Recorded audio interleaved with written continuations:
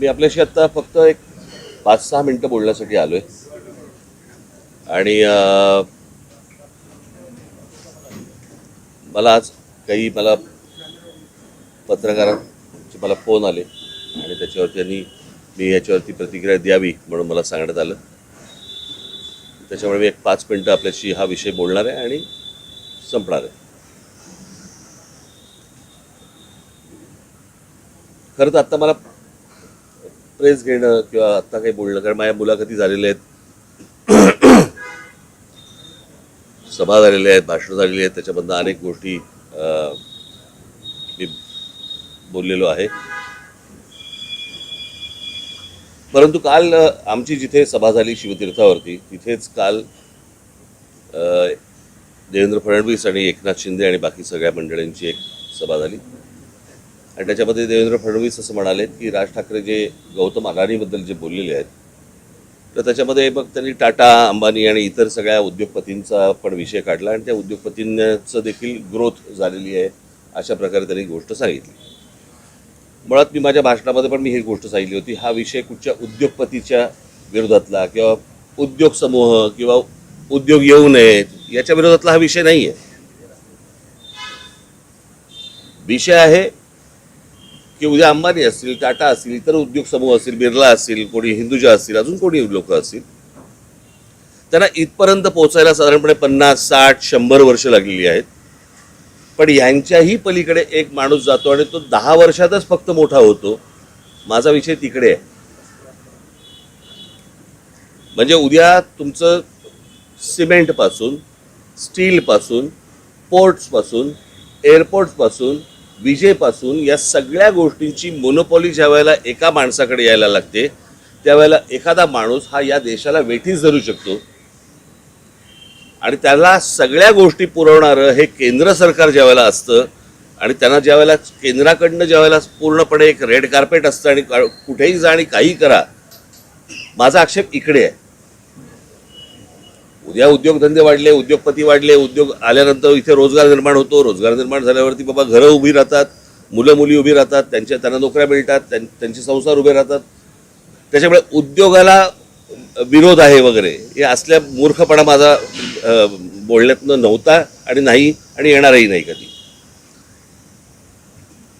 परंतु एक गोष्ट मला आपल्याला नमूद करू इच्छितो मी आपल्यासमोर की या सगळ्या ह्याच्यामध्ये अंबानी घ्या, टाटा घ्या, अजून कोणी उद्योगपती घ्या, बिर्ला घ्या, कोणी यांची एम्पायर स्वतः उभी केलेली आहेत. यांचे उद्योग स्वतः उभे केलेले आहेत.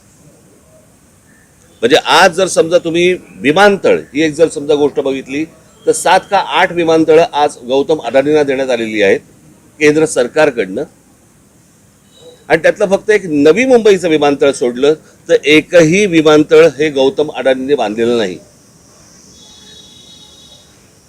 ती दुसऱ्यांनी बांधलेली, दुसरे चालवत असलेली किंवा केंद्र सरकारच्या हातात असलेली ही सगळी विमानतळं आहेत. त्याच्यामुळे एक विमानतळ सोडलं तर दुसरं कोणतंही विमानतळ हे गौतम अदानीने उभं केलेलं नाही.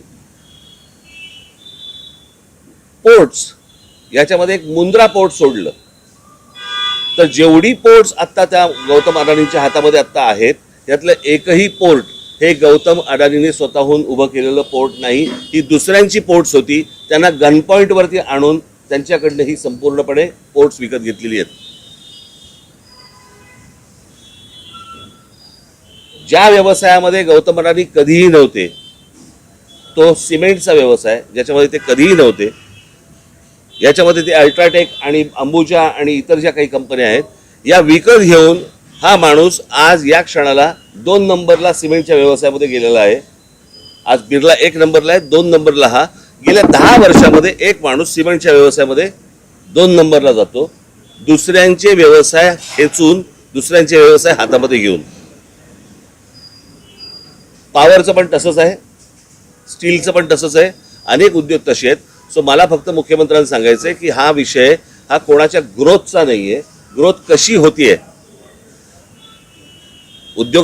स्वतः उद्योगपतीची वाढ कशी होते तर ती वाढ मला असं वाटतं समजून घेणं हे गरजेचं आहे.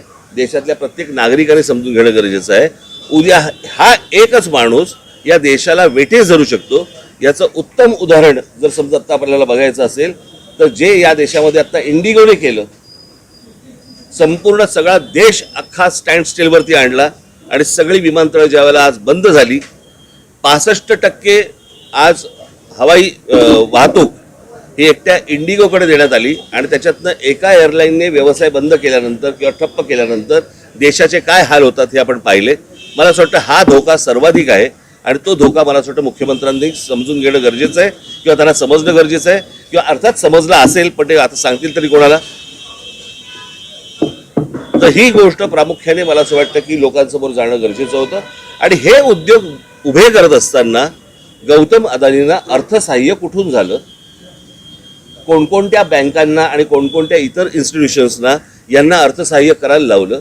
उद्या जर अशा प्रकारचं जर उद्या गोष्टी कोलॅप्स झाल्या तर नोकऱ्या जातील, देश बर्बाद होईल आणि हा एक दिवस देश ठप्प होईल.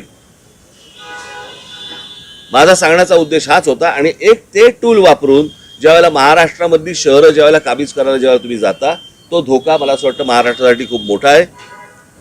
त्यावरतीचं माझं भाष्य होतं. मराठी बातम्यांसाठी जन्मत लाईव्हला लाईक करा, सबस्क्राईब करा आणि बेल आयकॉनला दाबायला विसरू नका.